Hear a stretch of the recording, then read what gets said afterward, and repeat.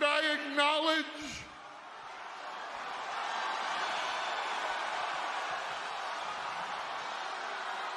that you are not my tribal. It was at this moment that he knew he fucked up. Oh my God! Samoan spike to the wise man!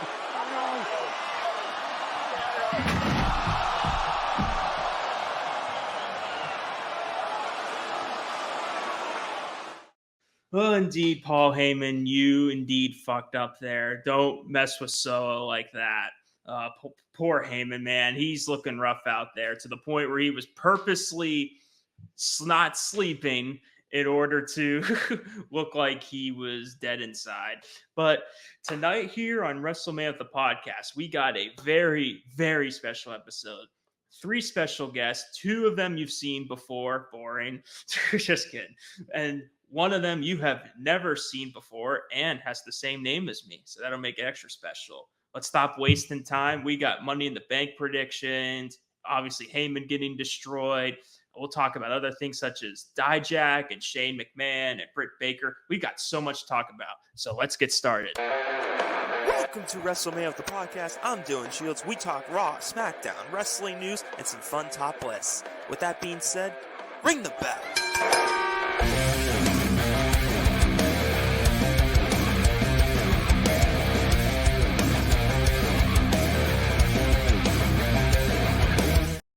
Alrighty, here. Let's get started. I'll go with the familiar faces you've seen before first to introduce.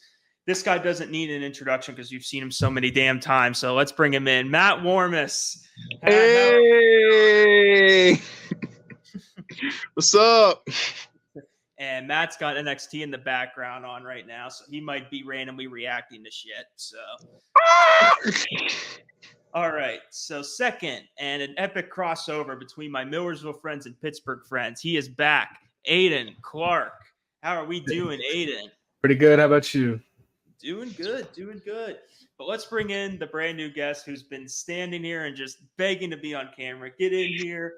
His name is, he is my roommate, Dylan O'Neill. What's up? How does it feel to be a first-time podcaster right here? Pretty good. I'm looking forward to this experience and being able to talk about wrestling and looking forward to talking about the pay-per-view coming up. Oh, it should be exciting. You want to show off your cup you got, your merch? Yes, I got this. As soon as he won the title, I got the Cody cup here. So, yeah, it's a pretty high-quality tumbler, not going to lie. So this is something that I'll actually be able to use. So, yeah, got to show off the merch. I know Matt and Troy got a lot of good stuff for WrestleMania. Aiden, did you get good merch for me? So, I mean, we got like the souvenir cups, first of all, for like the drinks and stuff. And then I got a CM Punk shirt. So basically just like the regular best in the world shirt with the hand holding the lightning bolt. Nice. That's exactly what I got. Yeah. I got the t-shirt and then the cup. Yeah. And then my dad got the like big one where it had like the match card on it. So it was like kind of like the vintage-ish style. So it was really cool. Nice. This shirt actually he bought me, and it was very nice of him to do that. I appreciate it. I've always wanted a Cody shirt. SummerSlam, it's breaking news, guys. It's official. Me, Matt, and 4 other people are going to SummerSlam in Cleveland. We're sitting up in the 500s, but who gives a shit? Because we're going to have a good view of the ring, and it's going to be awesome. Fingers crossed, knock on wood. See Roman return live and some great matches. So very exciting. But let's get into what we saw in the intro first here. And that is Paul Heyman indeed fucking up big time. No, not him. This guy. That shot is perfect. Oh, my God. Paul Heyman. What a segment this was. And I mentioned it at the very beginning. But apparently he on purpose just didn't sleep. So his eyes looked red, and he just looked miserable. And it was, how has this guy not gotten an Emmy yet for his performance from after WrestleMania? This segment was gold. So I want to get your inputs on the segment first. I guess we'll start with Clarky. What is your input on this whole Bloodline trajectory right now? I thought it was very good from basically all of the sides of it. Like, I think the entrance of Jacob Fatu is really cool. Like it kind of Def Rebel actually did like a semi-decent theme for once for him. And I thought his entrance really showed him as like a main event like contender right off the bat. And then I thought Solo Sikoa did really good on the mic, like because obviously we haven't seen him on the mic too much. But I think him taking over this role of like claiming that he's the tribal chief now, he's done a really good job with that. And then obviously Paul Heyman's work is just always really good. So I thought that the writing for the segment was really nice. Nice, I do agree. Dylan, we'll get your input next. Yeah, I thought it was just a great segment overall. Like Aiden was saying about the theme for Jacob Fatu, it wasn't half bad. I dig the logo that they have for him. It's actually not bad at all either. He's just going to be an absolute menace to deal with for anyone that's trying to get up in the title race. But it also just makes me wonder, like, since they got rid of Paul Heyman, like, are they going to have another wise man? And if so, who's that going to be? The Rock. No. The Rock. The new wise man. Matt, let's get your input on it. Well, first off, that table spot that Heyman took, brutal. I just want to say that was like the best part. Like him taking the spike and the I think it was a headbutt off the top rope was fine, but that table spot was like, how old is Heyman again? He's like in his 60s, right? Almost 60, yeah. I think. He's getting close. Oh man. He took something like Ric Flair would take. Yeah, Paul Heyman's 58. Yeah. But still, I don't know. I don't think there'll be another wise man. I think it's just going to be what I predict. This is going to be happening way later on. Is considering now Solo is claiming that he's the head of the table now, and that the new enforcer is Jacob Fatu. I feel like Jacob will turn on Solo way, way down the line. But yeah, I mean, Roman's going to be pissed. I'm hoping what's going to happen is I hope Roman does show up at SummerSlam and cost Solo for the title. And then, please, I gotta see it live. If not, I would like to see like the Usos show up and like Sami Zayn, and then Heyman comes out and he just like has his phone in his hand or something, or he like points to like the entrance, and then Roman's music hits to a huge like standing ovation or whatever. But I don't know. R.I.P. Heyman. I think on Wikipedia, because they've been doing this every time the wrestler's gotten beat up bad, like they put Heyman was dead. WWE is not a safe working environment. We have Ricochet, we have Punk, and now we got Heyman. Triple H, you gotta safe in your locker room. Not to mention the Wyatt Six still killing Chad Gable and then coming back. It was incredible. I'm trying to think of other things that happened on SmackDown. Well, I guess the other big thing was Tiffany qualified, but I guess that wasn't too much of a shocker. Yeah, that's Matt. That's Matt's. That was my highlight. Iffy time. Yes, indeed, it is. But yeah, pretty much all to say about SmackDown. Raw. Let's talk about how about the Wyatt Six stuff and the other Bo Dallas segment. This is the second week in a row we've gotten that. And oh man, was that emotional, but then like so good. I guess we'll start with Dylan first. What you thought of that amazing segment there. Yeah, I liked it. I mean, you could definitely see the Bray Wyatt influence in how he talks, and just being able to carry on his legacy. Like, it's just great that he's been able to kind of take that momentum and keep going forward, but also make it like himself. It's not like he's trying to be a carbon copy of his brother. He's actually able to provide a storyline that pays tribute to him, but also includes some of the stuff that like he's been wanting to do on his own as well.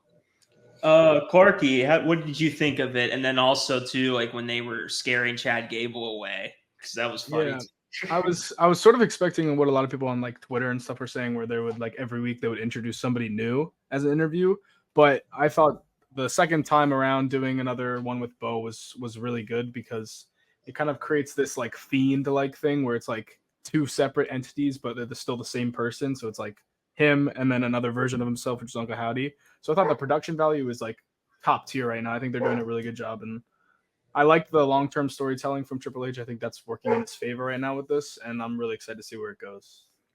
All right, Matt, what do you think? So yeah, I haven't watched it yet. I have class late Monday, so I only catch like the ending of Raw, so I didn't see what happened. But I'm sure it was good.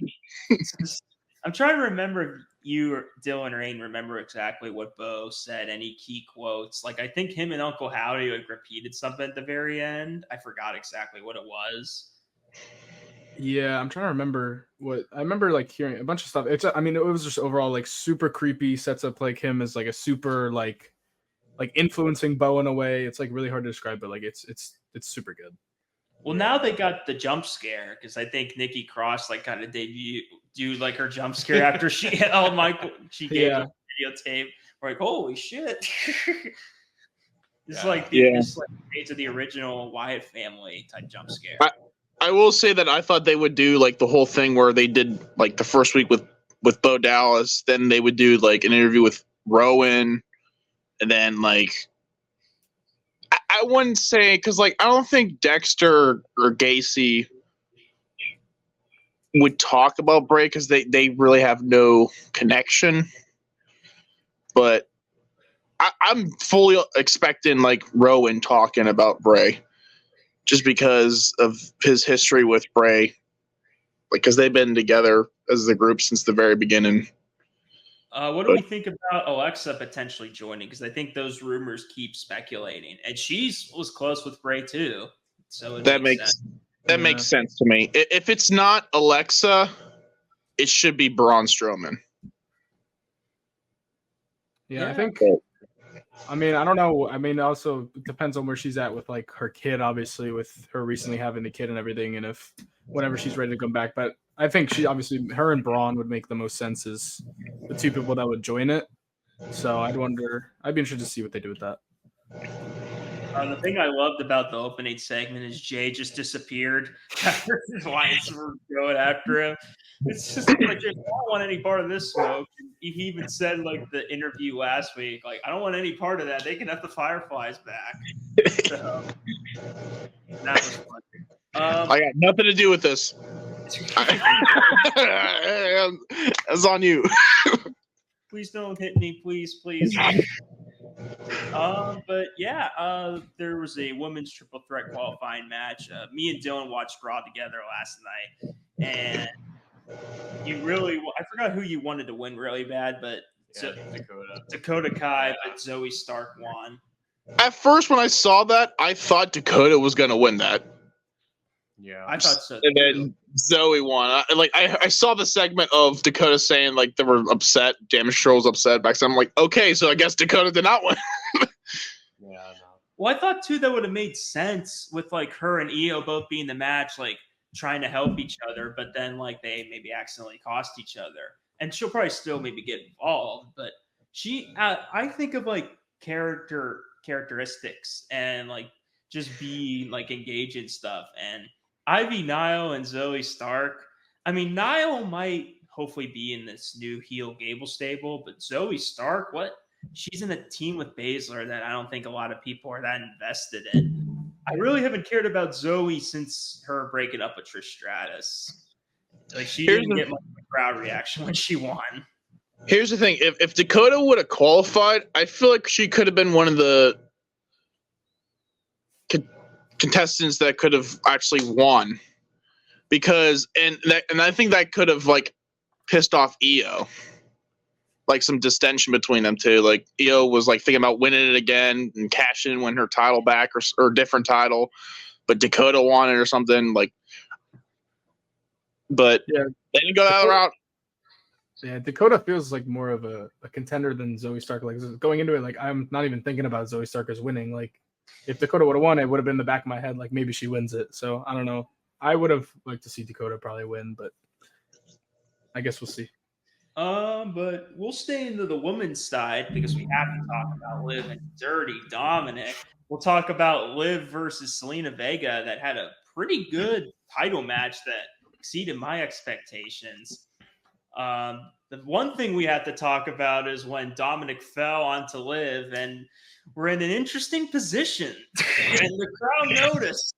I think that was like the one thing I saw other than the main event. And face Liv made was perfect, and the crowd was going nuts. I'm surprised that didn't get a holy shit chant. But oh my god, just that storytelling is just amazing. And there were a few near falls too that the crowd was going nuts for Selena too. And then I love too the rage that Liv had when she hit the Oblivion after like Dom got hit by accident. Liv was pissed. And that I'm not a fan of the Oblivion at all. I think a lot of people don't like that finisher, but that's Selena sold that well. I will give her credit for that in a pretty good title match. And I've said this so many times, but Liv's reign already is better than her 1-2 years ago, just based off her character. And this Judgment Day stuff is just so amazing. And then Finn Balor even like plays a big role into this. Like, does he and Liv have something, a little of a connection? I mean, they're playing 2K together, man. Yeah, they can play with me. But no, I agree.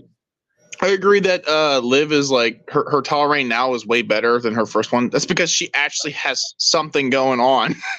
The whole Judgment Day storyline is something.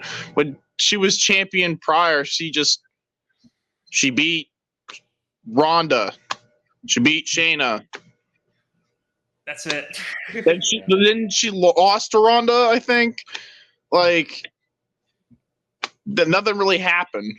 Yeah. Here she's actually like she's actually on television. She's progression. The whole Judgment Day, it makes sense why she was fighting Zelina Vega because of the whole Rey Mysterio and all that. Dom, so. But just the whole Judgment Day thing and the teasing. Like, I remember even like as previous as like last fall when they were on TV all the time and the fans were kind of tired of them. But now they're some of the best TV. Like, there's tension everywhere. There's Damian and Finn that have tension. Like, Damian's like the baby face in this whole Judgment Day trying to fix everything. There's obviously Dom and Liv and everything. And then Carlito is just the perfect comedy. That was cool. I'm in addition to the Judgment Day. I like a lot what they're doing with it, I think. And then you have like the thing of like, I mean, and they got the tag titles back, and now you have Rhea just kind of like looming in the back, like kind of just waiting on her to return to like basically fight Liv. So I think there's a lot of different like aspects to it that make it a lot more interesting than it was back in like October of last year, where they were just fighting the same three guys every night on Raw. So, and Dylan, we're all I hope we're all big Dirty Dom fans, and that beautiful mustache that this crowd had to say, shave it off. Fuck you, crowd of Boston. But I think you've been clamoring for him for a while to be more main event like. And even though he lost to Ray, this is like one of the best stories he's been in. Yeah, he's just such a natural heel. Like, it's heat like none other. Like, the only one who's coming close is Chad Gable, but I feel like he's had to put so much more work in to get that heat compared to him. But also, like, you know, Dom's always able to like put on a really good match. I don't remember having to watch something that wasn't like at least okay.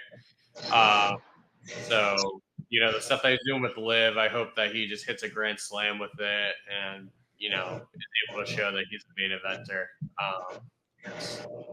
This storyline from the Judgment Day, you know, the turmoil between Damian and Finn, and then how that plays into the whole Liv and Dominic storyline, like that's all it's gonna blow up. It's just a matter of when. Looking forward to it. And then there's JD, who's just kind of there. He's just this. He's a tag champion, but yeah. See what else. Have the main event. I guess we'll talk about that, and of course the banger that they put on, Sheamus versus Drew versus Ilya, and I was really pulling for Ilya to win. I love Drew. I've said that so many times, and obviously how can you not love Sheamus, but I really feel like Ilya would have been so perfect for this match to showcase them. I get Drew's got like a story of wanting to be at Money in the Bank, and it'd be pretty cool with him being like the biggest hypocrite because he hated that briefcase and being cashed in on. But if he wins it, you're a freaking hypocrite, dude. Like, what are you talking about? But it's cool that he's in it, but man, I feel like it's a missed opportunity to showcase Ilya. It seems like the trajectory before Drew was in it was guys that had stories. I guess like Gable obviously has the Wyatt Six thing and everything, but like kind of underutilized and deserved to be in the match. Drew's a freaking he's a main eventer established, and he's got a big feud with Punk, so it kind of feels a little awkward that like he's like the sixth man in the match, like a main eventer. And honestly, might not even need a briefcase to get a title shot at this point. But I'm not mad. It's just really think Ilya kind of needed it more. Do you guys agree? I guess start with Matt. Would you agree with that?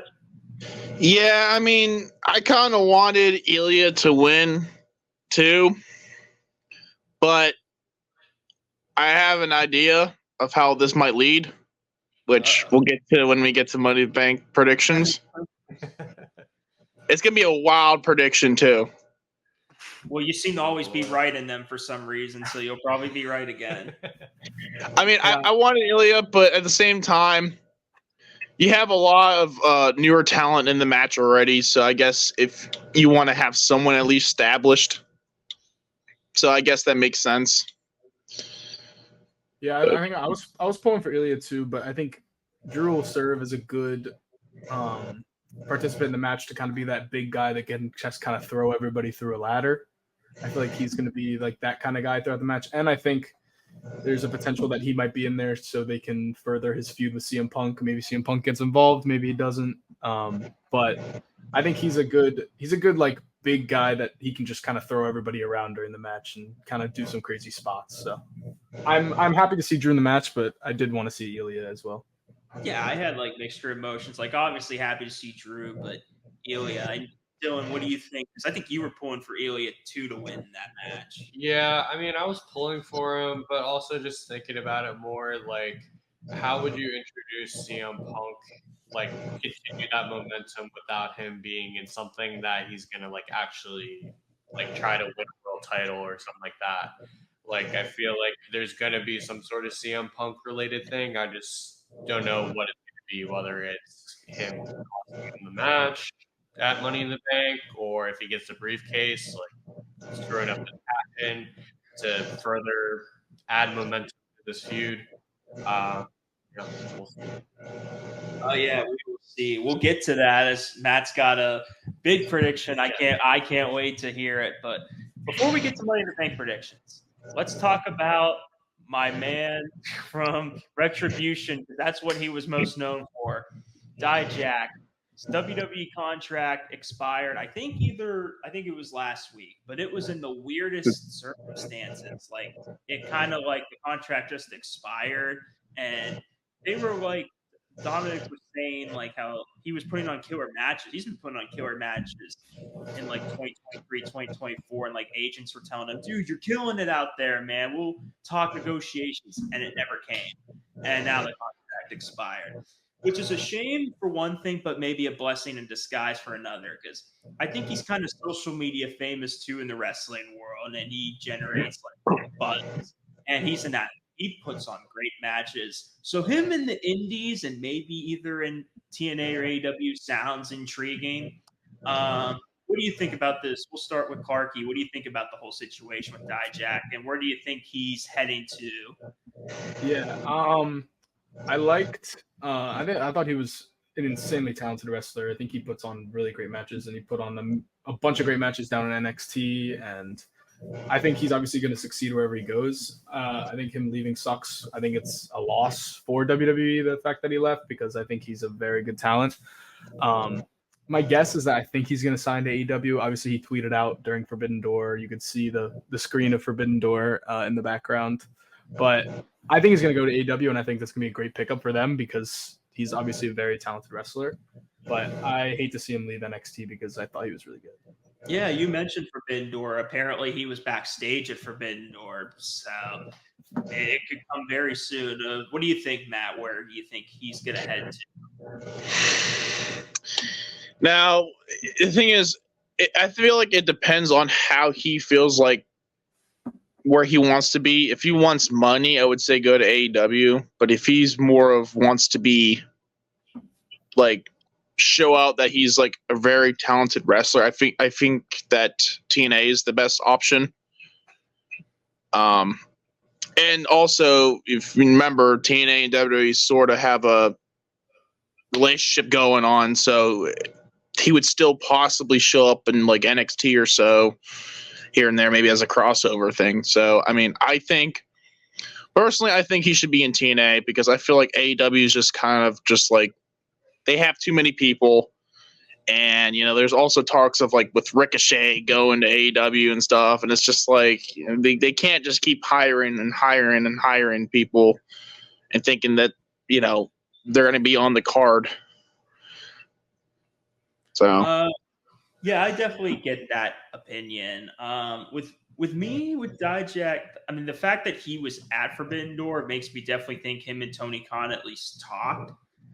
I've heard a lot of people say that he should do what Cody and Drew did, and like not necessarily prove yourself, but like I guess like pay your dues and like go to the indies and make yourself an even bigger name than you are. And then maybe eventually if you want to go to AEW or WWE or even TNA, but like after like an indie stint, then he'll be a bigger name. He'll be really hyped up and maybe he'll be a big, even bigger star. So I could definitely see that, but I'm kind of with Matt in terms of the best option. If he wants like success, then TNA, because AEW is just so overbloated. Where's he going to fit in the roster? I mean, there's so many damn factions. Is he just going to randomly be in one? Is he going to be in the learning tree now? Let's see with Jericho. God, I hope not. I can see it now. Dijak versus Joe Hendry. And then Joe Hendry makes a music video making fun of T-Bar. Oh, God, yes. Yes. Oh, that'd be something special. But Dylan, where do you think he's going? Yeah, I'm thinking TNA too, just because, like you said, with AEW being so overbloated. Because, like, if you just think about it, like, all the ex-WWE guys that, like, are big stars over there currently, they've already had that momentum from WWE, and they've already established their name. It's not going to be a situation where, like, you know, when Edge went from WWE to AEW and made himself Adam Copeland, like, he already has that established for him because he's been in the industry for like 20 plus years. So if Dijak did that, he's probably just going to get lost in shuffle, probably not get to where he wants to be, and honestly might find himself in the same situation as he was in WWE. So I'm thinking TNA, because if you look at the likes of like Dolph Ziggler, like he was always a mid-card guy, and like went over to TNA. Now he's like one of the biggest stars over there. So I think, you know, Dijak obviously has the wrestling capabilities, like seeing his matches in NXT against like Damian Priest and Adam Cole and stuff like that. Keith Lee. Yeah, Keith Lee. That was a really good match too. Like, he clearly has the wrestling ability. I think he just needs to reinvent himself and really show that he's made it through. Look at it, even your teeth in the learning tree, because reinvent yourself. But Jericho's the king of that. But we'll see where his future holds. Let's stick with AEW and talk about Matt, our Pittsburgh girl, Dr. Britt Baker. DB is back. The Forbidden Door, for the most part, I heard it was a good show. I haven't watched the matches yet, but like a good show, especially I think the main event was really good with Ospreay and Swerve. But the biggest moment was Britt Baker returning to confront Mercedes, and God, I'd be pumped for that match. That would be insane. It's not Dylan or Aiden's hometown girls, but it's me and Matt. So we're prideful for our girl Britt Baker. I'm just don't have a lot to say. I'm just very happy she's back. I think it's almost been a year since we've seen her, and Mercedes is such a good opponent for her. I don't know if she'll win the TBS title because Mercedes just won it, and she might have a pretty long reign with it to legitimize it again. But just to see that feud would be so hype because the women's roster kind of needs big names like that. Although the AEW women's roster has, at least story-wise, has kind of improved. The Tony Storm, Mariah May, and then who Tony faced at Forbidden Door. That was a pretty cool moment when they all kissed at the same time. Yeah, that was cool. But we'll start with the other Pittsburgh boy, Matt. How do you feel about Britt Baker being back? I'm happy. I know that I think she was cleared like a while back, and they just didn't have nothing for her at the time. So it was kind of like, for me, it was kind of a doubt of like, is she going to go back to AEW, or is she just going to like not wrestle anymore, or is she going to go to WWE? I didn't know what was going to happen. So the fact that she's back now is kind of confirmed it. I'm happy. I am looking for Mercedes versus Britt Baker. I think that's probably one of the best women matches for AEW right now to happen. All in, baby. I know that Jamie Hayter's supposed to be returning too, I think. I heard. So if that's the case, they might just do Jamie Hayter versus Mercedes at All In, but I'm not sure. Because I don't think Jamie Hayter wasn't there last year for All In, was she? Hurt. Yeah. So yeah, I'm happy. Yeah, I basically watched like the second half of it on a definitely very legal stream that I definitely was I watched the second half. I think her returning is big for the AEW women's division. I think they have a lot of good storylines with it, but I think adding another one like Mercedes Moné and Britt Baker would just kind of level it up even more. They obviously have the really good Tony Storm storyline, but I think adding another one like that definitely elevates their women's division, because I think across the world there's a lot of women's divisions that are getting elevated by some really good wrestlers out there, and I think if every company continues to do that, I think it's only up from there. But I think I am excited to see what they do it. I would love to see a match between them at All In. I think that would be really good. It could definitely be a women's match of the year. They're both very talented, so I'm excited what they do with Britt Baker. Dylan, you always seem to be last in these discussions. Yeah. Best for last, though. What do you think? Yeah, I'm thinking. I mean, she looks like $1 million. I mean, if you look at that picture, she's got freaking like abs. She's ripped. I'm like, damn. She really like talk that out of Cole. Yeah, literally. Like, geez. But yeah, like, I can agree with both of you, with your takes. Like, she's gonna definitely have a really big match with Mercedes. I really hope it's not super soon. I hope they save it for like a bigger pay-per-view, like whatever they would consider their like big four. Yeah, do something like that for that match. But when that happens, it's going to be a banger. Mercedes always putting on good matches. Britt Baker's always, doing the most crazy things to show that she's one of the best women in the world. I'm sure of it. Oh yeah, that'll be money. But I'm still not paying $50. I never until they get a damn network or go to a streaming service. But let's stick with AEW and Mercedes Moné. And I think I just told you this right before we started, and you didn't know this because it was pretty recent. Shane McMahon was apparently at some airport and met with Mercedes Moné and had a conversation. And apparently, I say it with quotations, who the hell knows? But I guess it was about talks with Shane being in AEW. And we've known about Shane possibly going there, I don't know what role, for a week. But now the fact he's talking to Mercedes, kind of a little bit. So, well, I guess we'll go Dylan first this time to shake it up a bit. But what do you think if Shane goes? What will he do? I'm sure he's gonna lean into the whole like what they did in WWE like way back with the like invasion angle of him being like, "Oh, I just purchased blah blah blah." Off the split screen Yeah, thing. yeah. It's not going to be like, "Oh, he purchased AEW," but he's probably going to end up being like, "Oh, I partnered with Tony Khan, blah blah blah," and maybe lean into that. Because I can't see how else he would fit in there. It would kind of be awkward pairing him with someone random to do something. And obviously, his body's not going to hold up wrestling. Just look at the WrestleMania 39, where he just absolutely blew up his knee. Like, the man, he just needs to stop. Saved the day in that segment too. Yeah, the Snoop elbow, legendary. But yeah, I don't know what he's gonna do. I hope it's similar to what he did in WWE back, but we'll see. We'll do Clarky next. What do you think? Yeah. I don't know. I think depending on how much money he wants, I don't know how worth it really is on AEW's side, because I don't know how many more people Shane McMahon's really bringing in.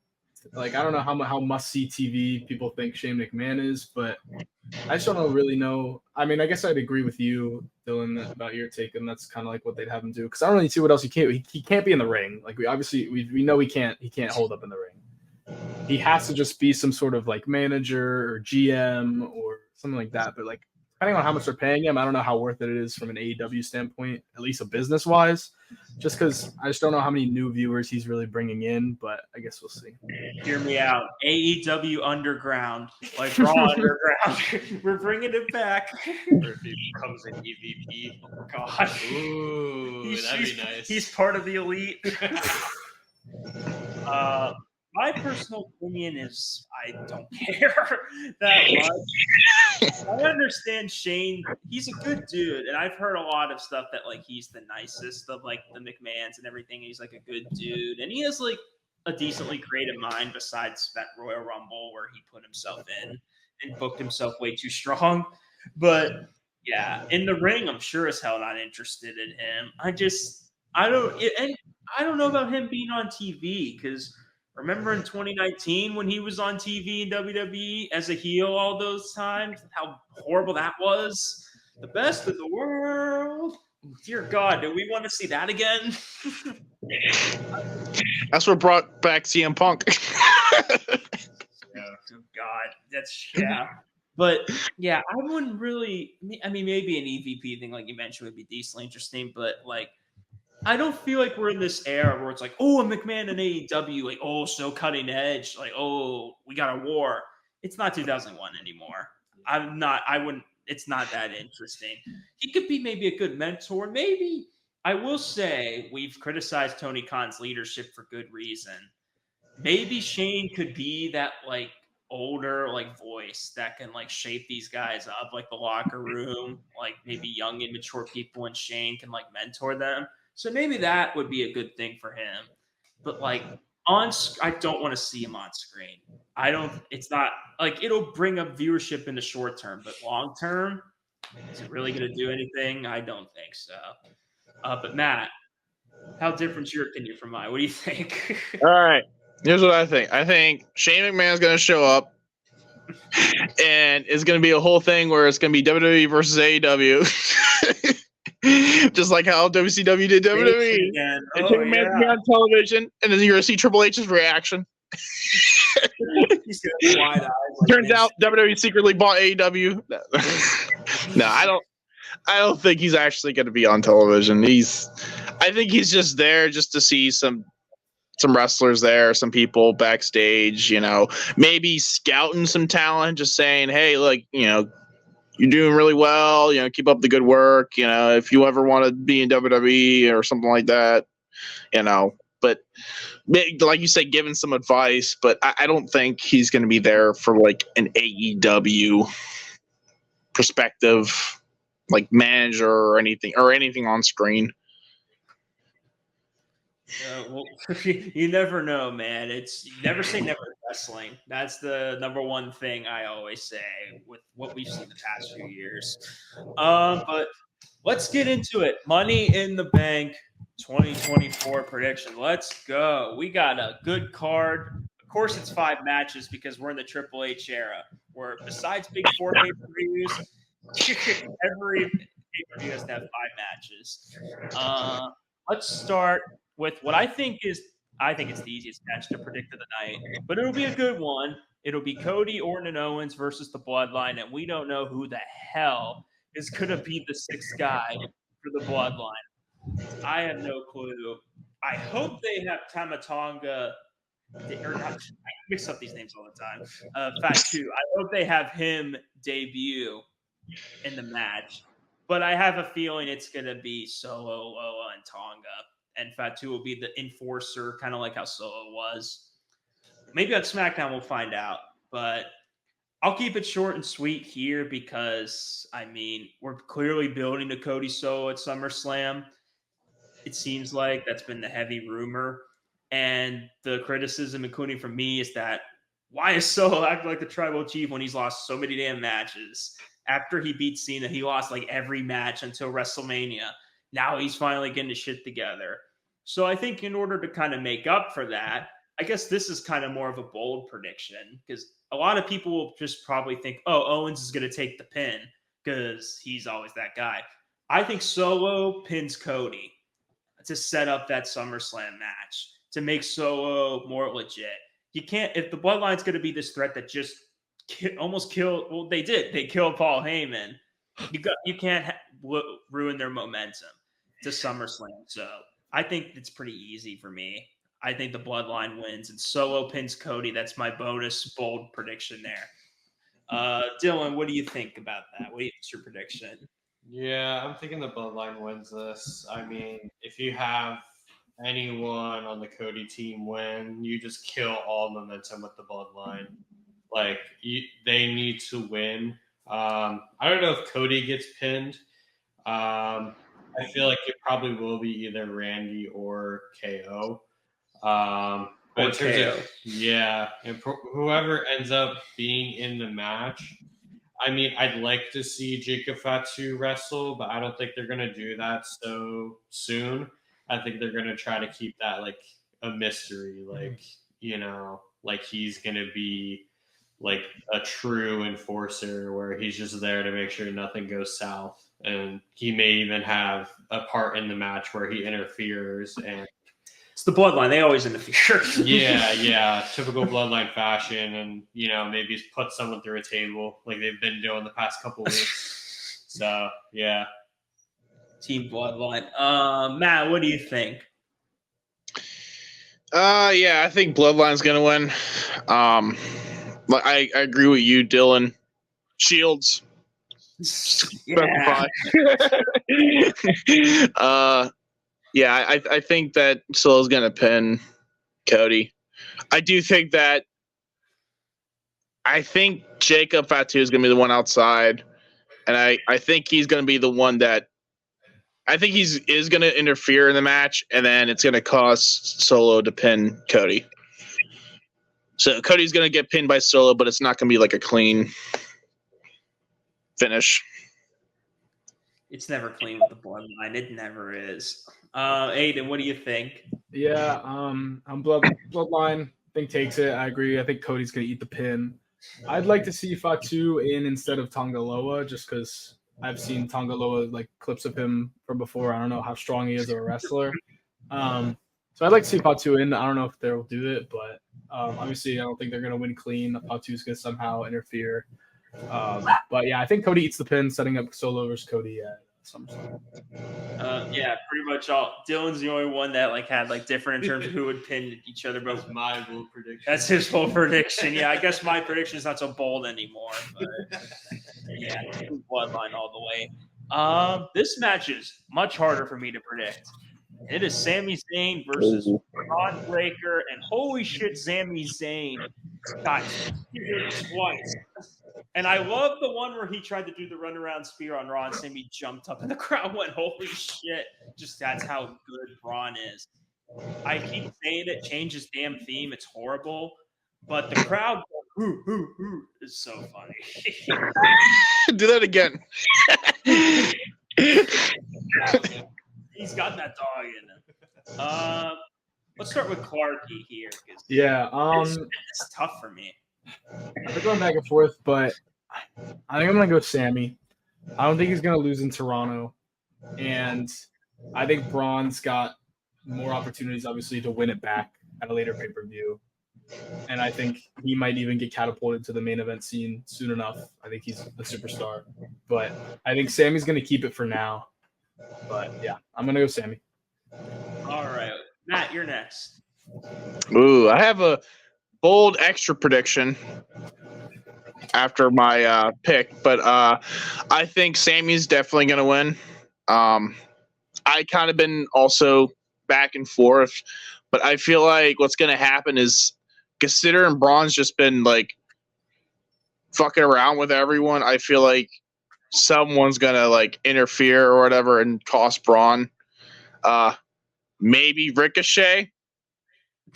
Turns out he never left. But that would be interesting. I mean, we were kind of speculating Ricochet's going to AEW, but who knows? It could be a swerve. But yeah, I think Sammy's going to win though.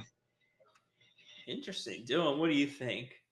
I think it's going to be Braun Breaker. I feel like they're probably going to set him up for like a Gunther style title run where like he's just holding the title for a very long time, and it'd be kind of a stepping stone for people to get up to the main event if they beat him. Because I'm sure they're just going to make him like a total unstoppable force. Just given his pure athletic ability. And he can cut some pretty decent promos. So I probably want to see some benefits in terms of that, like getting better at doing promos. But his in-ring work is just incredible. So I think it's going to be him. I'm going to agree with Matt and Nathan and pick Sammy to retain. The big thing is, as great as Breaker is, it's hard for me to believe Zayn not going into SummerSlam as champion.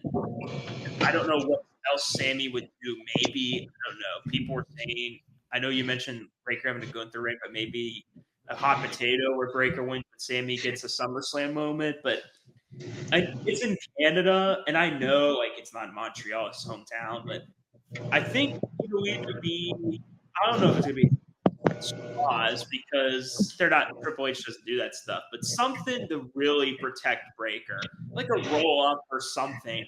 Because Breaker's smashing through everyone, but I would love to see the story and he like gets screwed over by maybe Ricochet, or I think him and Sheamus have had problems.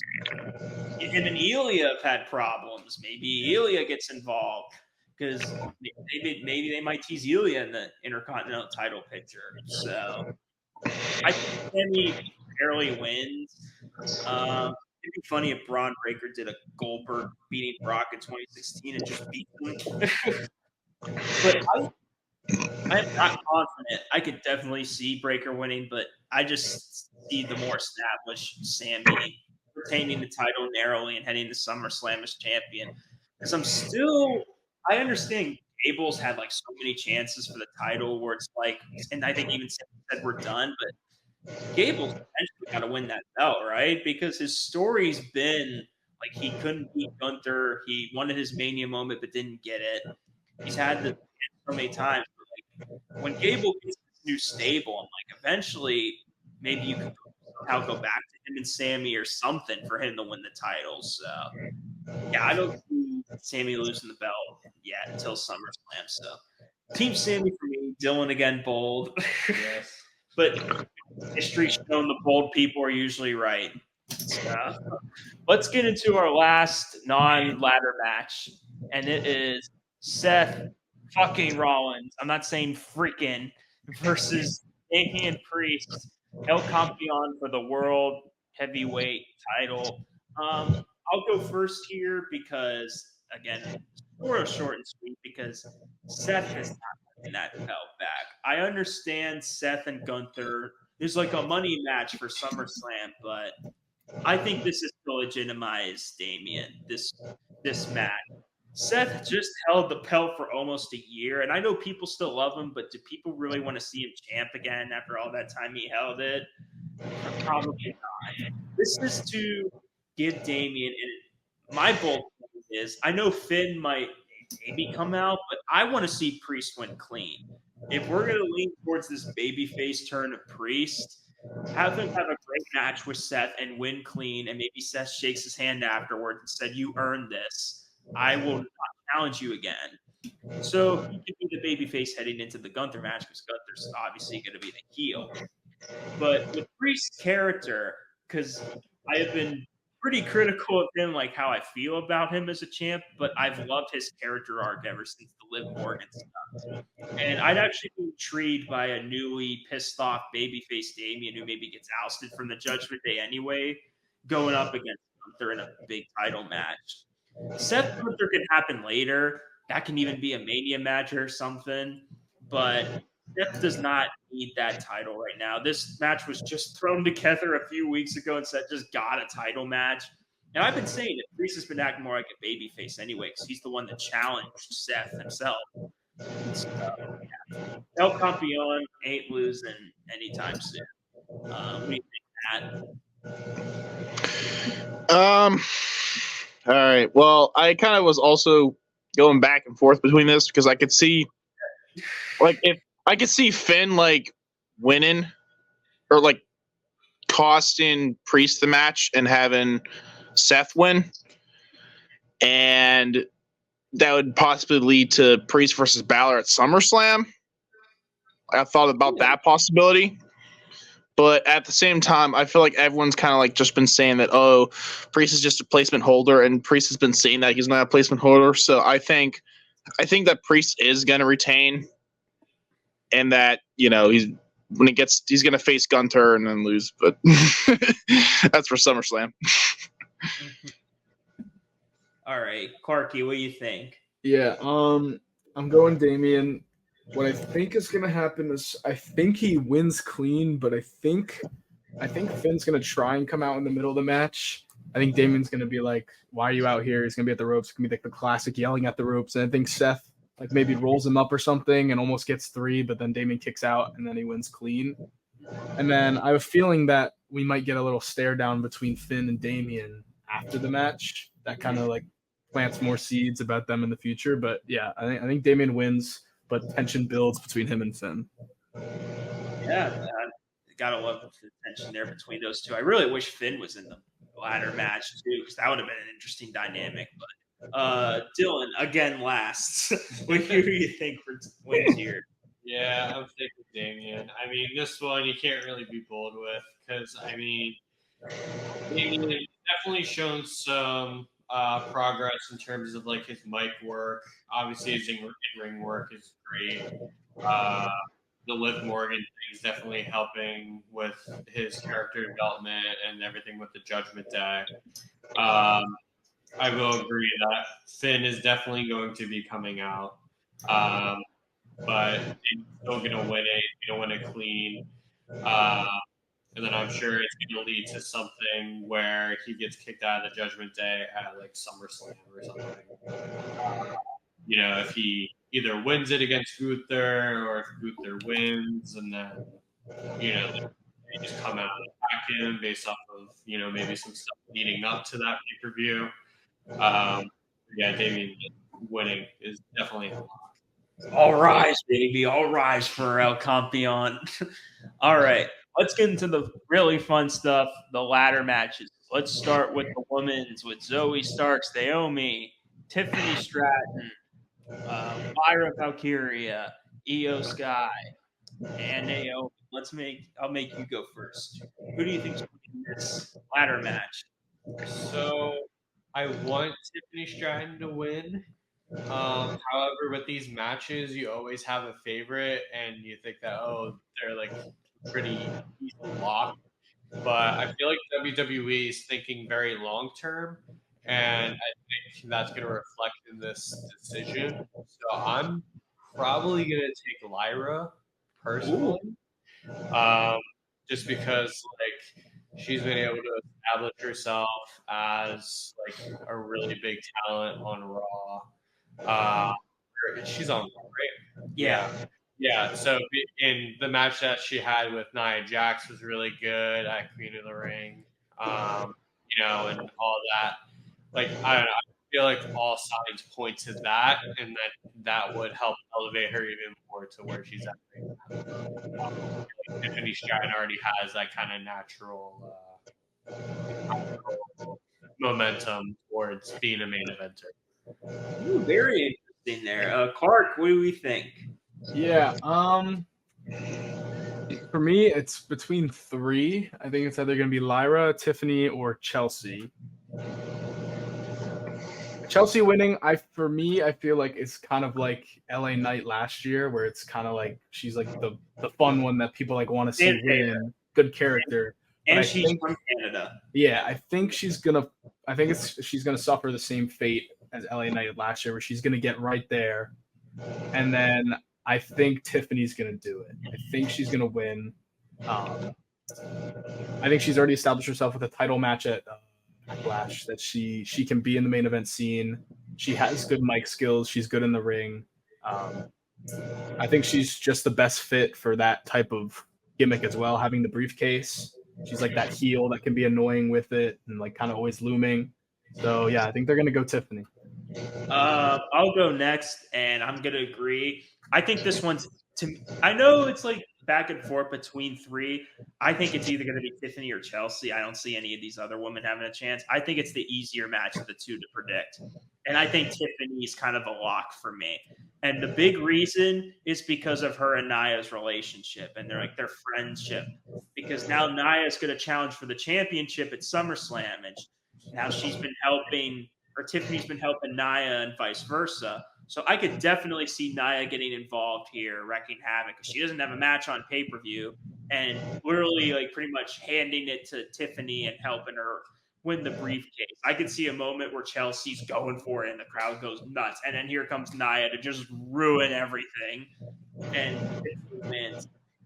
I was really wanting Tiffany to be Queen of the Ring, but if she's not going to have that, then Money in the Bank makes complete sense. And then the tension between her and Nia, because Nia, I think, will most likely be champion at SummerSlam, or she's at least in the match. They can tease a breakup or something with their bond and friendship. So pretty easy for me. Then you guys, I think Tiffany's a lock to win it. All right, Matt, what are you going to do? You going to go bold?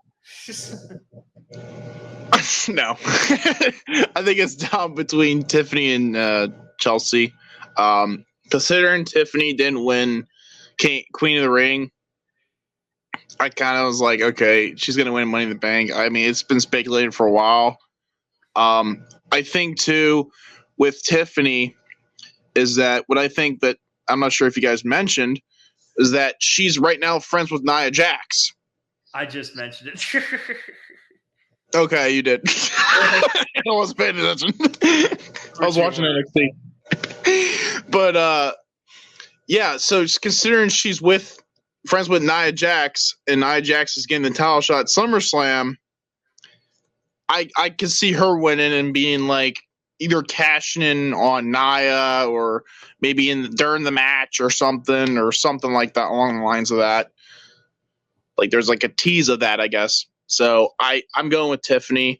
I also think that, and I've seen clips, like pictures of it on like social media, where she has like her own custom Money in the Bank briefcase where it's like pink and white or whatever. And honestly, that's exactly how I imagine her winning Money in the Bank, and she's just gonna like bedazzle her briefcase or some shit. Clock on it to say Tiffy time. Yeah.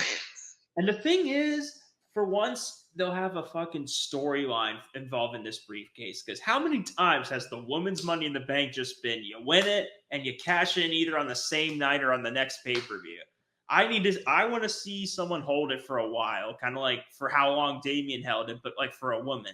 And Tiffany can definitely hold that briefcase for a while and finally legitimize it for the woman, so they don't hold it for a day or whatever. So yeah, we need somebody like a Carmella's run for the first women's. You're She held it for a while. She was the longest. Yeah. She had the longest reign. Yeah. I'm glad Io at least held it on until SummerSlam. Yeah. Because she broke that streak of just only holding the briefcase for like a day at most. Or not even a couple hours. Yeah, there's been a long streak. Like Alexa cashed in on night 1, Liv cashed in on the same night, Asuka didn't even have to cash in. Bailey cashed in. Nikki didn't wait that long. Yeah, so they've had a Hopefully they'll do that. Let's get to. I don't think it'll be the main event because of what Drew said after Raw, but my main event, and I think it'll be. This is way tougher for me to predict than the women's. It is the men's Money in the Bank match. All right, I'm starting with Matt. I'm putting you in the hot seat here to go first. I actually want to go last. You want to go last? Yeah, I want to go last. I have a wild prediction for this one. Yeah, that's right. If you got a wild one, we'll see for last. Let's start with Clarky here. Oh boy. I don't think Drew's gonna win because I think CM Punk gets involved, and I think he costs him the match. I'm trying to just kind of go by process of elimination rather than trying to pick a winner. I don't think I just don't think some guys are going to win. I don't think LA Knight's going to win, unfortunately. I don't think Carmelo Hayes is going to win. I think he's going to be a big spot guy. So I guess it's between Jay, Andrade, and Chad. Andrade is a low-key underrated pick. I think Andrade could be like kind of cool with the briefcase. I think he could deliver some really good stuff. So I think it's between Jay and Chad. I think I'm gonna go Jay. I think it's a safe pick, but I think I'm gonna go Jay. I think he's just the easiest one to put it onto. He's so over. He could do some really funny stuff with like Mun Yeet in the bank and all that. Not Money in the Bank. I think I'm gonna go Jay. I think he's gonna win. But I think he's gonna hold it for a little bit. I don't know if he'll hold it as long as Damian, but I think I'm gonna go Jay. All right, Dylan, what do you think? Yeah, it's just the safe pick. I mean, I'd like to see Andrade because I feel like everyone in the match besides like Carmelo has momentum. And he needs. I feel like Carmelo and Andrade need something to kind of latch on to get at least some level of momentum because Andrade's kind of been booked pretty poorly since he came back. We got that WrestleMania match, and then it was just like, since that it's happened. Carmelo, like, I mean, he did get his moment with Randy in the qualifying match, but like, he's probably going to be more of a stock guy than anything else. So I'm thinking Jay at that point, because Drew's not going to. Probably not going to get it, and if he does, then it's going to be a whole different can of worms. LA Knight's already 2 over, and then Chad Gable, like he has the whole wide 6 thing. So he's not so enthusiastic picking Jay. Yeah, no. I am gonna go with Drew to win this Money in the Bank match and be bold here, but I just think story-wise, I know the Punk stuff, but I just think it makes sense. Jay, it almost feels so predictable that it won't happen. I hate to say I don't see him near a world title, but especially like Gunther and Cody, or Gunther will most likely be champion at SummerSlam, and Cody I think's holding it for a while. It's hard for me to believe Jay cashing in on any of those guys, really.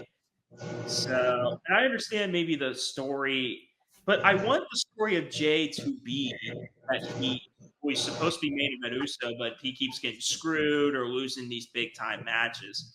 I think the only 3 that really have a shot, obviously, are Drew, Jay, and Gable. Carmelo's good, but he's new. Andrade just got back. I mean, I just don't think much of these guys stand much of besides Drew, Gable, Jay. And I think it's going to come down to Drew and Jay. And we know how much Drew hates Jay. So So I can see Drew like low blowing him or doing something dastardly to cost him. Gable, obviously, I think the Wyatt Six will come out and ruin his chances. I'd love to see Gable somehow win, but I just don't see it. I just think with Drew, and I kept saying, like, being the biggest hypocrite, like, I hate Money in the Bank. I've always hated cash-ins. And then you do it. I think he's going to get screwed by Punk when he tries to cash in after the Priest match. I'm not going to say he's going to officially cash it in. I think he'll almost do it, and then here comes Punk, and they brawl, and they beat the hell out of each other. That's what I think. And Drew will still hold the briefcase, because I want to see a world, I think I've said this before in this podcast, where Punk wins the world title at next year's WrestleMania and finally gets his main event that he's always wanted. And Drew ruins the moment like Punk ruined it last year. Heels are better with Money in the Bank than faces are because the cash-ins are more unpredictable and better.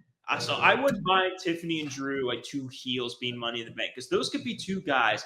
I know Drew just cashed it in right away, but they could be guys that can hold it for a while and be legitimate for it. They could make Drew and Punk's feud even more personal since Punk's pretty synonymous with that briefcase. So, yeah, I'm going to be bold. I think Drew's going to win it. All right, Matt. I can't wait for this. Well, fuck you, Dylan. You took my pick. So before I even say anything, I want to say that if you saw the poster for Money in the Bank, it's actually Jey Uso with the briefcase. That's why, like, it kind of makes it feel like it's obvious, but I don't think it's gonna be Jey. Personally, I would love to see Carmelo Hayes win. I think he'd be a good holder. But I agree. I think Drew's going to win. And what's going to happen is that, because considering on Raw, he said he was going to cash in the same night. I feel like he's going to announce his cash in after the world title match, which will then be the main event. And then when Drew cashes in, Punk screws him over, and he loses yet another world title match. Oh, you think he'll officially cash it in? Yeah. My thing with that is it kind of makes the ladder match, I hate to say useless, but like, why did we do that if you're just going to have him lose the briefcase? But here's the thing. Like, out of all the times where the briefcase holder has lost, it's always been stupid. True. I mean, you could say maybe with Corbin because he had the match with Cena, and I guess it was a revenge, but it didn't do nothing for him. If Drew wins it, cashes in, and then Punk shows up, screws him over again, that's just going to piss him off even more. And I feel like that'd make SummerSlam, like that match will make it feel even way more bigger. I mean, I know it's already big right now, but I feel like it gives even more of a reason of just like Drew just losing his shit. Yeah. Like maybe I have a cool pitch that maybe like Drew will show up the next Raw and he's gonna be like broke ass Corbin, where he's just like his hair's a mess and he looks like a caveman and he's just deranged. He just stares off into space or something. I want to see something where Drew invades Punk's house and like confronts AJ and even maybe his dog. Like, I want to see it get that personal, where he literally goes into his house. It's going worse. So I'm gonna say Drew too, but I personally would be fine. I would like either Carmelo Hayes or Chad Gable, but I would rather have Mello win it. But I'm gonna go with Drew. Negative on Jey because I know everyone, including me, is like, oh, it's so predictable, and I think some people even think Jay's a little overpushed or overrated. I love Jey and the Yeet character and everything like that, but it's like I said, it's just so predictable. It almost feels a bit underwhelming to me if Jey wins. I mean, the crowd will go nuts, but I don't know. The story is there to tell with Jey with the briefcase. Who knows? But I'm excited for the pay-per-view. I bet you guys are too. I work the first hour and a half, but I'll probably sneak on and still watch it on my phone because my work doesn't care. So I believe this pay-per-view starts at 8, correct? No, Yeah. I think it's at 7. Oh, is it? Yeah, it's at 7. Okay, that's still good because I'm not at work. I'm finally having a Saturday pay-per-view where I'm home. It's at night for once, not international where it's fucking like 1 o'clock pay-per-views. And I'll also be watching the NXT pay-per-view Sunday. I won't watch that. But let's get into the most fun part of these podcasts always. TakeDown top 5. And this is going to be a top 5 of our personal favorite pay-per-views. I see Dylan's getting the phone out. I bet everyone's getting it ready. It's our personal pay-per-views of all time. And it can be from any company, past or present. It doesn't have to just be WWE. Since Dylan's got it open, I can see it. We're starting with you. Okay. So, making the top 5, I do have to throw in 2 honorable mentions. Just because, like, I don't know, putting it just to 5, like, was so hard for me. So, my first honorable mention is SummerSlam 2008, solely because of both the John Cena-Batista match and the Undertaker-Edge Hell in a Cell match. I felt like those 2 were very strong matches on that card. And like everything else was pretty forgettable for the rest of the card, but those 2 are very strong. And even with Cena getting injured during his match, it led to like his return at the Royal Rumble, and like it was great. I love Cena. And the other honorable mention was the One Night Stand 2006 pay-per-view. That a very, very good pay-per-view. I think my favorite match on the card, besides the John Cena and RVD match, was the Sabu Mysterio match. That was just brutal, especially the spot where Sabu throws the chair at Ray, and it just like it was like a chair shot heard around the world. Like that was nuts. No one said Sabu was a safe worker. Yeah, no, he's never been a safe worker. Broke his neck like probably 3 times. But okay, so the top 5, the official top 5. So number 5, I have Money in the Bank 2011. Just very solid pay-per-view. Obviously, the CM Punk at the end was the highlight of that pay-per-view, but people forget people forget the Randy Orton Christian match that happened before it. That was a really good feud. Probably Christian's best singles feud in the whole WWE run. How do they get other matches that are around there? Del Rio and Daniel Bryan won the briefcase. Yeah. Del Rio had a really good run with the briefcase. Him and Daniel Bryan. And both of those matches were really, really good. If I remember correctly, Evan Bourne was in one of those, and he really popped off because I'm pretty sure that was the pay-per-view that he did the shooting star press off of the ladder bridge. So that was a really good spot to watch. Number 4, I have One Night Stand 2008. That was the one that Jeff Hardy and Umaga kicked it off. Rest in peace, Umaga. But that was a really good match. And the finish was really good. I liked a lot of the spots, like Jeff Hardy sliding down the railing and hitting Umaga with like the clothesline looking thing. Then you had Batista and Shawn Michaels with that stretcher match, which was pretty solid. And then the main event, which was the Undertaker and Edge, and then having his cronies, Zack Ryder and Kurt Hawkins, coming in to interfere. There's a lot of good spots, especially at the very end when Undertaker went through the double table, it'd probably be the quadruple table spot. So that was really good. Then number 3, I have WrestleMania 24. So that was a really good one. I felt like a lot of the matches were pretty solid. One that comes to mind is that Money in the Bank match. It was just a spot fest with John Morrison doing the backflip with the ladder, the Shelton Benjamin spot where he fell into the ladder bridge and broke that in half. And then finish where Punk pretty much puts Chris Jericho like on the ladder after he was trying to do the Walls of Jericho on the ladder. So that was pretty good. Obviously, he had the Ric Flair match where he retired, but didn't actually retire. So that was kind of pointless. Yeah, the moonsault spot where Flair dodged in, Shawn landed on the announcer's table was a pretty good spot. And then I feel like one of Undertaker's best streak matches was that Edge match, where it was him and like watching the match back, you remember the feeling of like, oh shit, like Edge is actually gonna pull this off.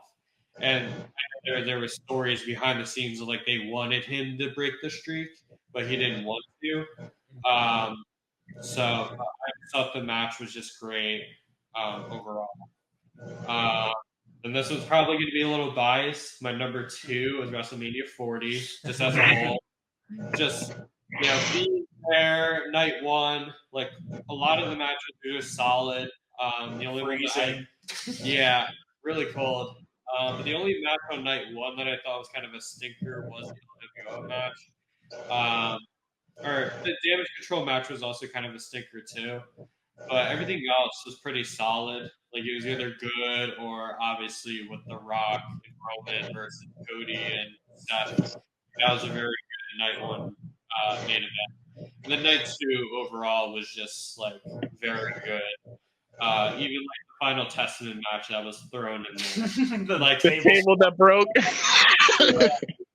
Yeah, even that match, like even though that had happened, I felt like that match was pretty entertaining. So yeah, WrestleMania 40 is definitely one of the better WrestleManias that we've seen in recent memory. And then my number 1 is WrestleMania X7. You have to have it as your top one. Like the whole match card, even though it was one of those where like it had, if I remember correctly, it was like 13 or 14 different matches. Like the card was just overall, like top to bottom, just solid. Like even the gimmick battle royal that happened when the Iron Sheik won that, like that was just a very solid pay-per-view. I bet that's the first thing you bring up. Yeah. Well, I mean, I always want to highlight like the weak parts being like still really good because I feel like if you're gonna do a top list, in my opinion, I look at it based off the pay-per-view as a whole and not just like certain moments.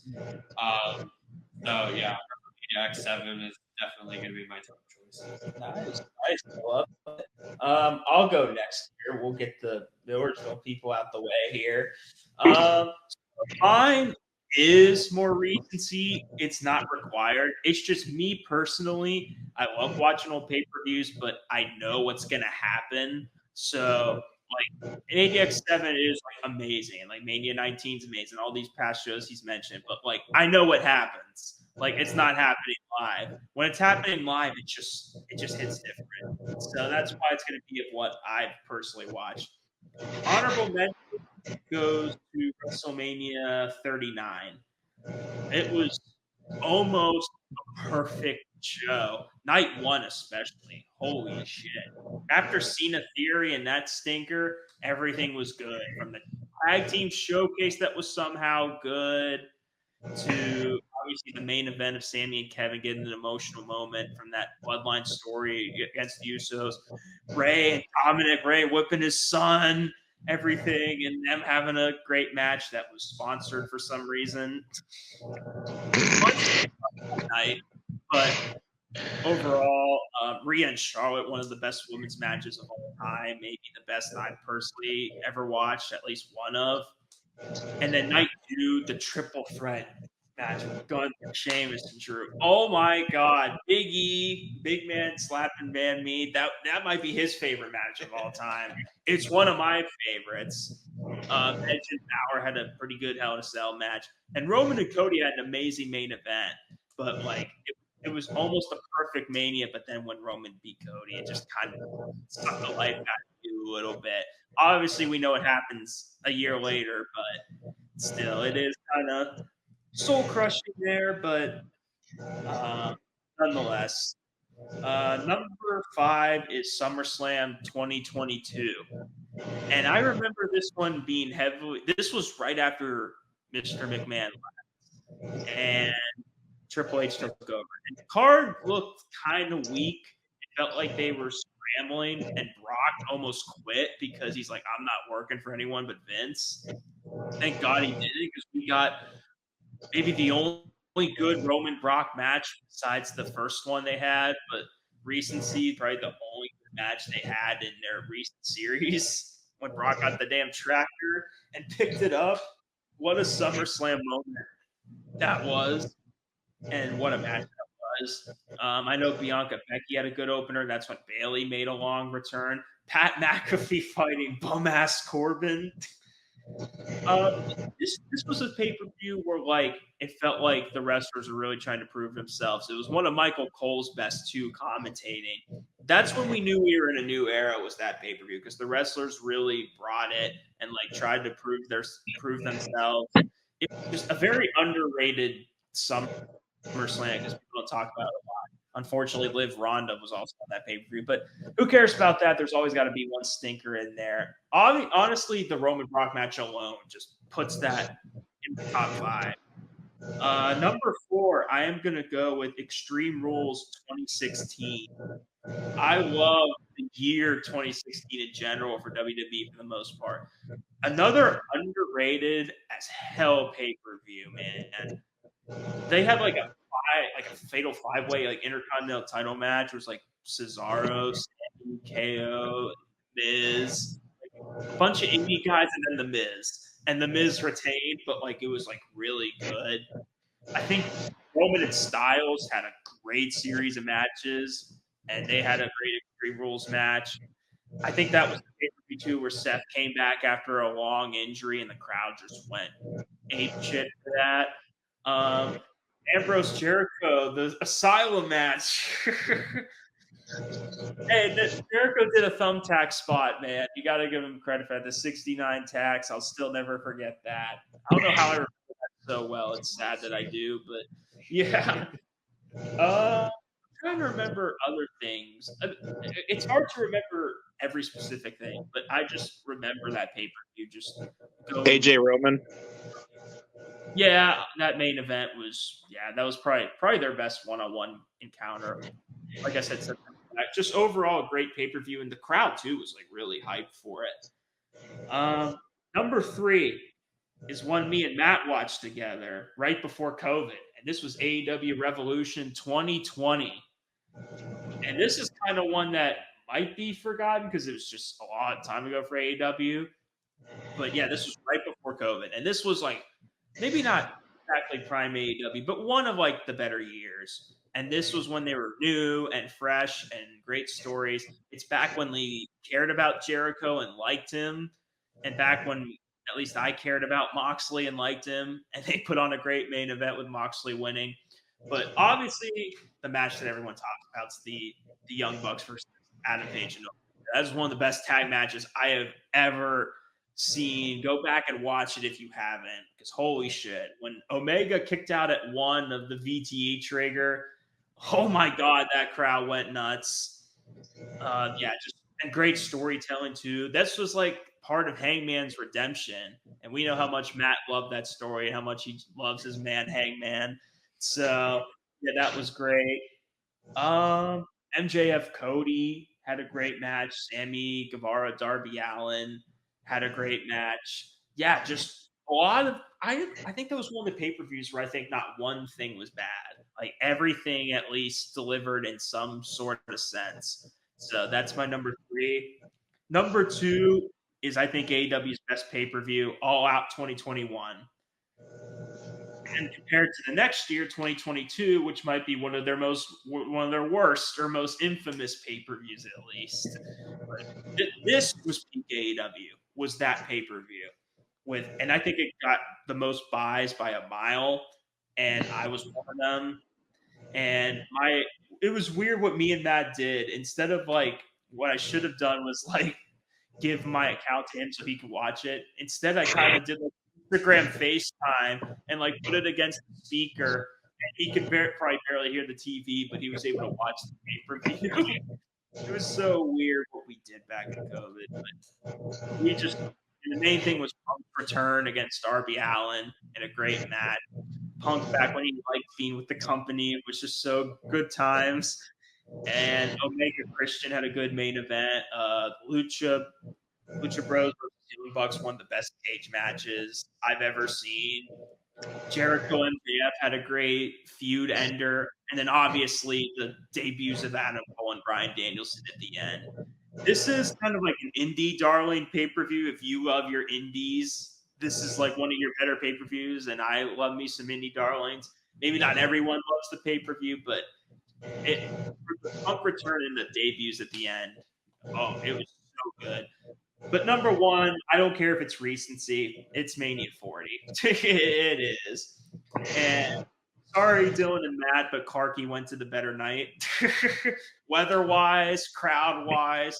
Night one was still obviously good. And you forgot to mention about Sammy ending Gunther's reign in 666 days. What a number for Gunther to end his reign. R-Truth getting his moment, which now I've heard from Dylan and Matt that was the loudest pop at night one by a mile, which was R-Truth. Yeah. Finally getting his Mania moment. Obviously, the tag main event was entertaining as hell. But then night two smashed it with Punk screwing Drew over. And the tag, even the 6-man tag was entertaining. And Bayley finally getting her moment. LA Knight getting his. And then Cody Roman, one of the most fucked up, overbooked main events, but in a good way we've ever seen. Oh my God. I go back to watch that so many times because he finally finished the damn story. And that's going to be my number one probably for a while until maybe sometime or next year's Mania can top it. But that's my list. Let's do Sparky next. All right. So I picked my list based off pay-per-views I've watched. So this is like 2014 to 2017, and then 2022 to now, which is basically when I stopped watching, restarted watching. So I have 2 honorable mentions. The first one is Extreme Rules 2022, not based off any of the matches because the pay-per-view was pretty mid, but just based off the Bray Wyatt return because he's my favorite wrestler of all time. Without a doubt, rest in peace. That's the only reason it's making an honorable mention because it's one of, if not my favorite return of all time.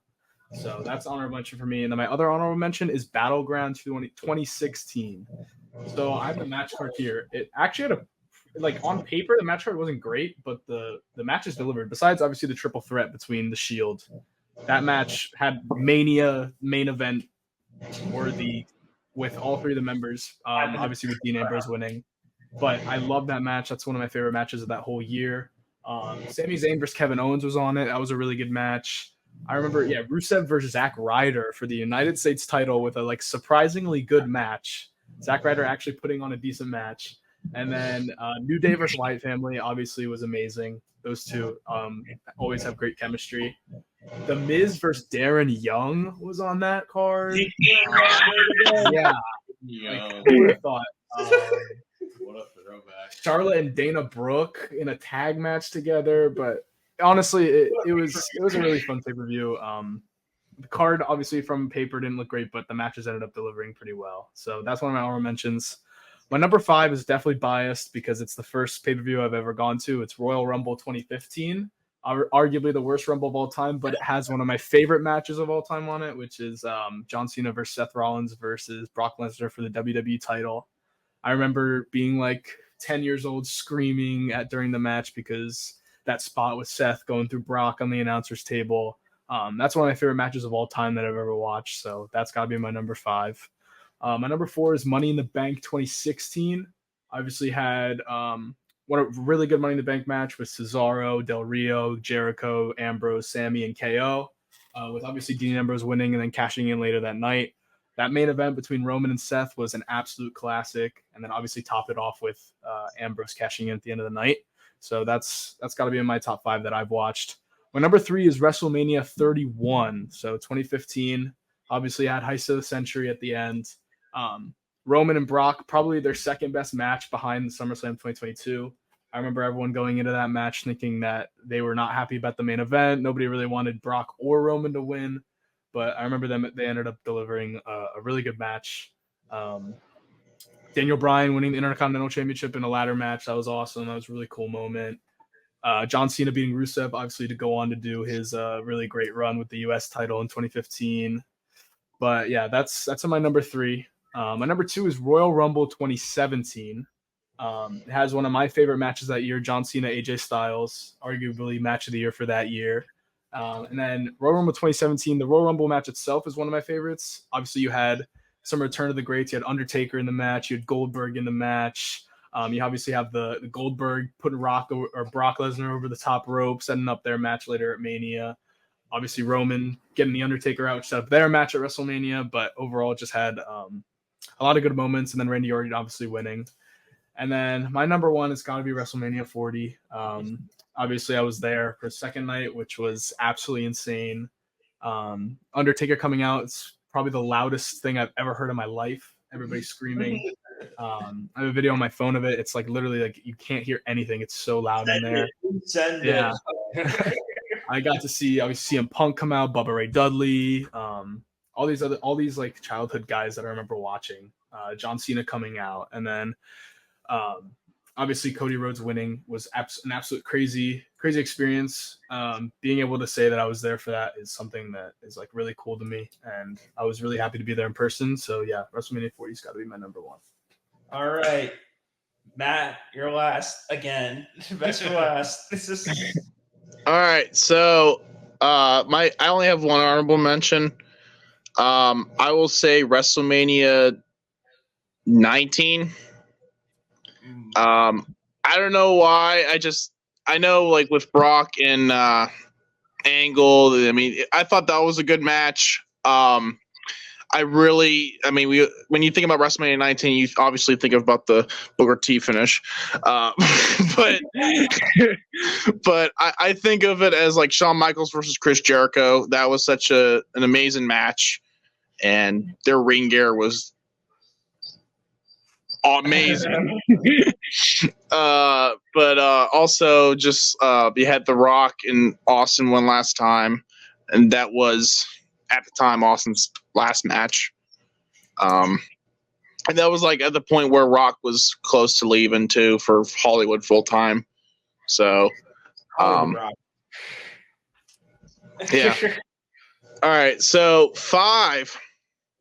I'm gonna say Armageddon 08. For one particular reason. Jeff Hardy winning the WWE Championship. That is like the number one thing that comes to my mind. I actually watched it with my friend Caleb at his house like a while back. And he was such a Jeff Hardy fan, and he forgot how good like Armageddon was, but like he specifically wanted to watch it with me just because of the whole Jeff Hardy moment. And it's like one of the most underrated like moments, I think. Number 4 is actually interesting. I have it as the first All In pay-per-view. And the reason why I'm saying that is because this is what led to AEW. This was an event that was held in Madison Square Garden that wasn't in WWE. This was like the first time where Madison Square Garden opened up outside of WWE for a really long time. And whether you like AEW now, or if you liked it back then, or if you don't like it at all, still All In, the first All In pay-per-view made by a bunch of wrestlers, it's just too iconic. And the matches that were on there, I did watch that. I actually owned it on DVD. But it's actually pretty cool. Like they had Nick Aldis versus Cody Rhodes, where Cody wins the NWA championship.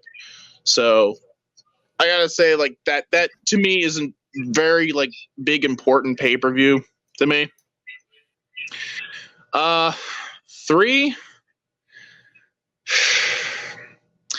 I'm going to say, this is biased to me, I'm going to say Extreme Rules 2018. This was the first pay-per-view I was at, and this was one of the only 2 shows I actually went with my dad. He today's his actual birthday, if he was still here. But he sadly passed earlier this year. So to me, Extreme Rules 18 was very important because it was the first time I actually got to experience, a huge crowd. Big. Before that, I was at a Raw event, but that's nowhere near as good as like going to a pay-per-view. So to me, that was very important to me. We got Nakamura low blowing the fuck out of Jeff Hardy, winning the U.S. title. With your stupid countdown. Yeah, the stupid countdown. Rusev had a title match against AJ. The B team won the tag titles. Yes. And I picked that to happen, and my dad was like, "No, that ain't happening." And then they won. I'm like, "Yes!" And he's like, "Get the fuck out of here!" So yeah, that was to me very important to me.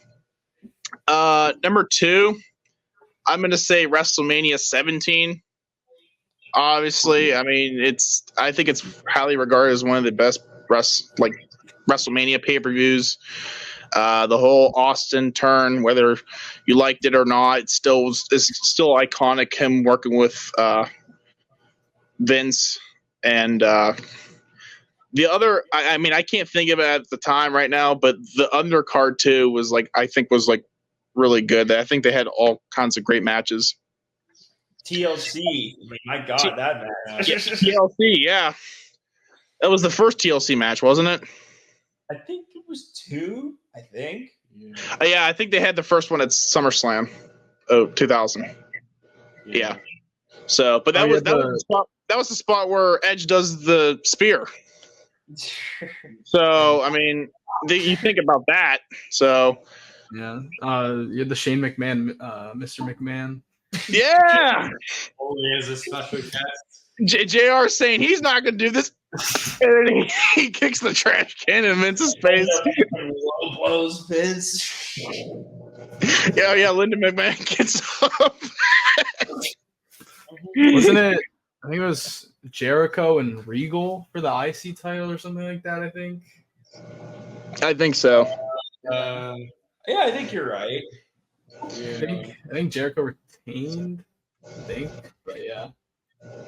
So yeah, there was a lot of good matches on there. Number 1 for me, and I think this is to me, I feel like there's plenty of good reasons why this should be on the list, and none of you have even, I don't think, mentioned it. Oh. WrestleMania 21. Oh. You think about that, you think the opener of Eddie Guerrero versus Rey Mysterio, such an incredible match. You think of Kurt Angle versus Shawn Michaels, such an incredible match. I mean, that match was probably match of the year, honestly. And you think about too of how big of an importance the pay-per-view was. I mean, this made John Cena hold his first world championship. And this made him into the first time ever being the top guy. Same with Batista.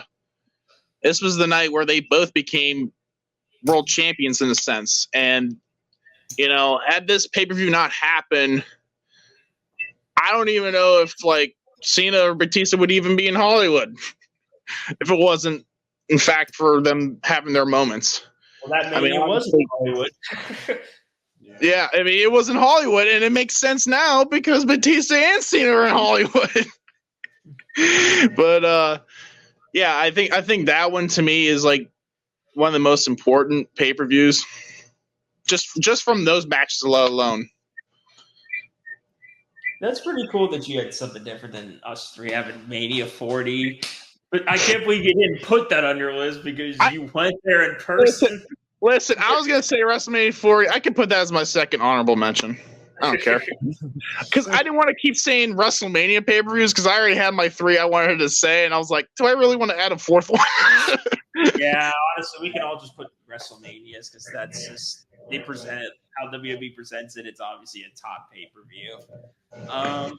But yeah, an hour and almost 40 minutes in. Probably my longest podcast, but I knew it was. You're killing me. I know all you probably want to sleep. No, we'll keep this going for 10 hours. Oh yeah.